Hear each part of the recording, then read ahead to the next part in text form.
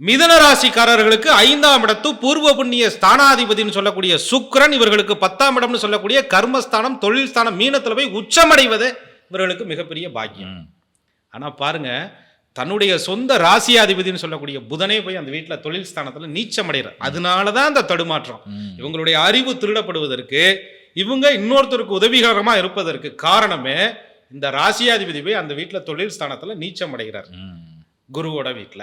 அப்ப குருவை என்ன சொல்றோம்? தனகாரகன் அப்படின்னு சொல்றோம்.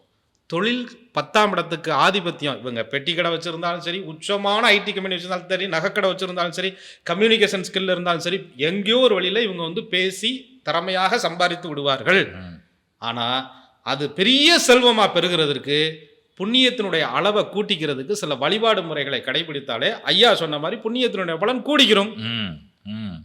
நீங்க எந்த தொழில் செய்தாலும் இந்த புண்ணியத்தோட பலனை கொஞ்சம் சேர்த்துக்கிட்டே வரும் பொழுது, வங்கியில எப்படி பணத்தை சேர்த்துக்கிட்டே வரோமோ, இங்கே ஒரு பக்கம் தெய்வ வழிபாடு, தான தர்மம், புண்ணியம் எல்லாத்தையும் சேர்க்க சேர்க்க எந்த தொழில் செய்தால் என்ன வெற்றி பெறலாமே. அருமை. அதுக்கு சூட்சமம் இருக்கு. நிச்சயமா. என்ன காரணம் கேட்டீங்கன்னா, 10ஆம் இடத்து குருவினுடைய அந்த நட்சத்திரம்னு சொல்லக்கூடிய 3 நட்சத்திரங்கள் ஒரு புனர்பூச நட்சத்திரம் மிதுனத்துல இருக்கு. மிதுன ராசிக்கு அதிபதியான புதன் பகவானுடைய ரேவதி நட்சத்திரம்ங்கிற ஒரு நட்சத்திரம் மீனத்துல இருக்கு. அப்ப சாரங்கள் பரிவர்த்தனை பெற்று இருக்குது. ராசியாதிபதி போய் 10ஆம் இடங்கிற தொழில் ஸ்தானத்துல நீச்சமே அடைந்திருந்தாலும் இவர்கள் கவலைப்பட வேண்டியதில்லை.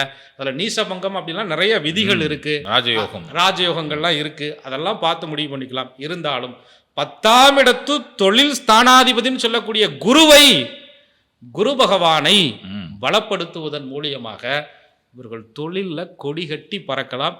வேலை பார்க்குற இடம், அது எந்த தொழில் இருந்தாலும் சரி, தெய்வத்தினுடைய அனுகூலமும் புண்ணியமும் இவர்களிடத்துல வந்து நிறைந்து மிகப்பெரிய செல்வத்தை கொடுக்கும். நிச்சயமா சாமி, நிச்சயமா.